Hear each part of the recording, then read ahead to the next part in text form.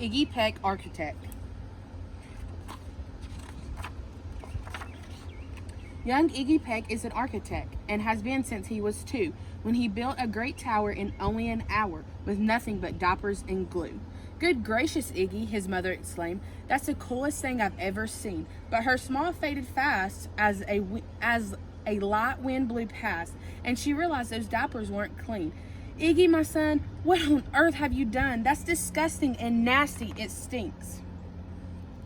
But Iggy was gone. He was out on the lawn using dirt clods to build a great sphinx. When Iggy was 3, his parents could see his unusual passion would stay. He built churches and chapels from peaches and apples, and temples from modeling clay.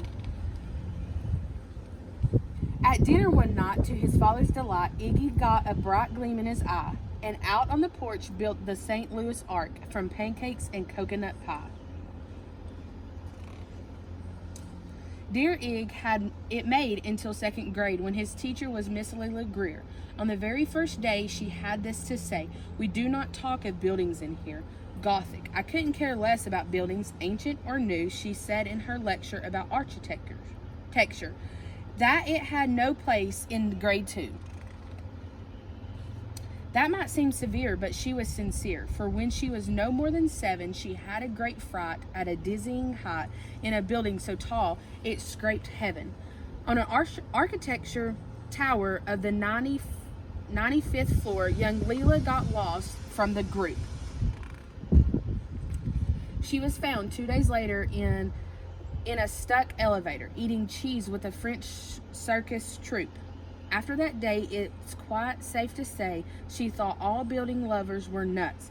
As a teacher, she taught that, above all, one ought to avoid them. No ifs, ands, or buts. As you might guess, it would cause Izzy stress to hear such terrible talk, but he didn't hear. He sat in the rear while building a castle of chalk. "You, Iggy Peck, your desk is a wreck. Tear down that castle right now. You will not build in here. Is that perfectly clear? Do you need to see Principal Howe?" "No, ma'am," Iggy said. He lowered his head, and his heart sank to the floor. With no chance to build, his interest was killed. Now 2nd grade was a bore.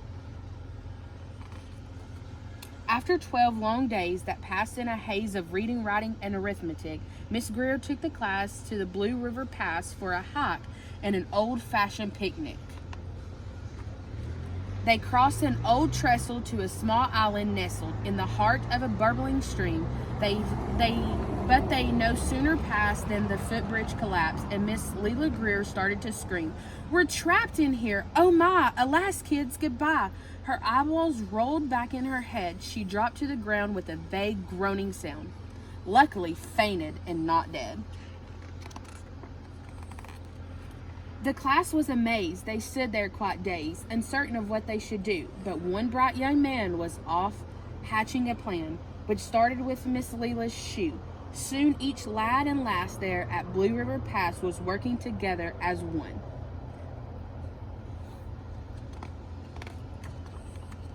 And when she came to Miss Leela Greer, knew that something quite brave has been done.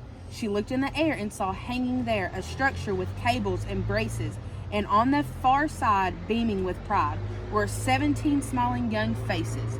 Boats, tree roots and strings, fruit roll-ups and things, some of which should not be mentioned, were stretched ridge to ridge in a glorious bridge dangling from shoestring suspensions.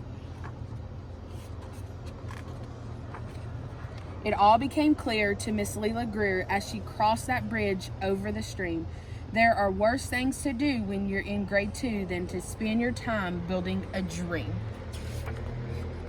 Now, every week at Blue River Creek Elementary in 2nd grade, all the school kids can hear along with Miss Greer how the world's greatest buildings were made.